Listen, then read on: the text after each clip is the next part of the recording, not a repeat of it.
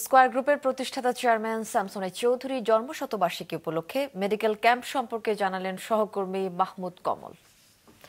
উদ্বোধনের ৬ বছরেও চালু হয়নি চট্টগ্রাম সিটি কর্পোরেশনের মডার্ন ফুড টেস্টিং ল্যাবরেটরি। সংশ্লিষ্টরা জানিয়েছেন, দ্রুতই কার্যক্রম শুরু করতে যাচ্ছে চট্টগ্রামের বিবির হাটে অবস্থিত ২০ কোটি টাকার খরচে তৈরি এই প্রতিষ্ঠানটি।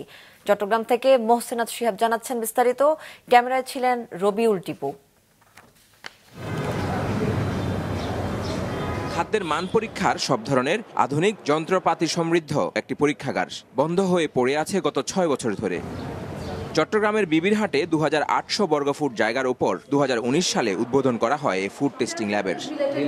কিন্তু উদ্বোধন হলেও ঠিকাদার প্রতিষ্ঠান পুরো কাজ শেষ না করায় এবং দক্ষ জনবলের অভাবে চালু করা যায়নি এই ল্যাব, যা শীঘ্রই চালু হতে যাচ্ছে বলছে সিটি কর্পোরেশন। আমাদের যে ফুড ল্যাবটা আছে এটা আপনারা জানেন অত্যন্ত অত্যাধুনিক জার্মানি প্রযুক্তিতে এই ফুড ল্যাবের ইনস্ট্রুমেন্টসগুলো আছে। এখন আমরা কিছু লোকবল দিয়ে পাশাপাশি আমরা ওই টেন্ডার প্রক্রিয়া একটা সংস্থাকে দিয়ে অতি সত্বর এটা আমি ১ মাসের মধ্যে উদ্বোধন করার চেষ্টা করব। খাদ্যে ভেজাল ঠেকাতে ও চট্টগ্রামের মানুষদের অস্বাস্থ্যকর খাবার থেকে সৃষ্ট স্বাস্থ্য ঝুঁকি কমাতে সাহায্য করবে এই খাদ্য পরীক্ষাগার, আশা মেয়রের। চট্টগ্রামে ম্যাক্সিমাম জায়গায় ভেজাল খাবার তৈরি হচ্ছে। প্রত্যেকটা রেস্টুরেন্ট, প্রত্যেকটা হোটেল এজ ওয়েল এজ যেখানেই কোনো কেউ যদি কমপ্লেইন করে আমরা সেটা ফুড ল্যাবের মধ্যে দিয়ে সেই ফুডটাকে আমরা টেস্ট করে আমরা সেটা একটা রিপোর্ট দিয়ে আমরা বলে দিতে পারবো এই ফুডে কোনো কেমিক্যাল, ফরমালিন অথবা খাওয়াটা কি বিশুদ্ধ ছিল নাকি অবিশুদ্ধ ছিল। আর ল্যাবের মাইক্রোবায়োলজিস্ট শাহিদা আক্তার জানান, পুরো দমে চালু হলে এটি হতে পারে বিএসটিআই এর মতো একটি প্রতিষ্ঠান।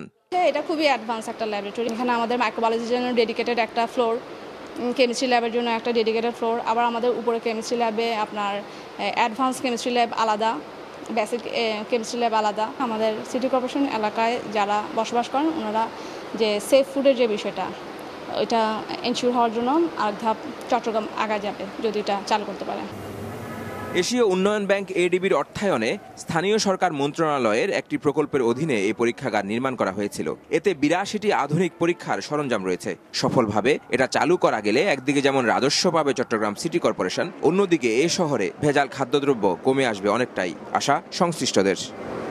মোহসেনাত শিহাব, মাছরাঙা সংবাদ, চট্টগ্রাম।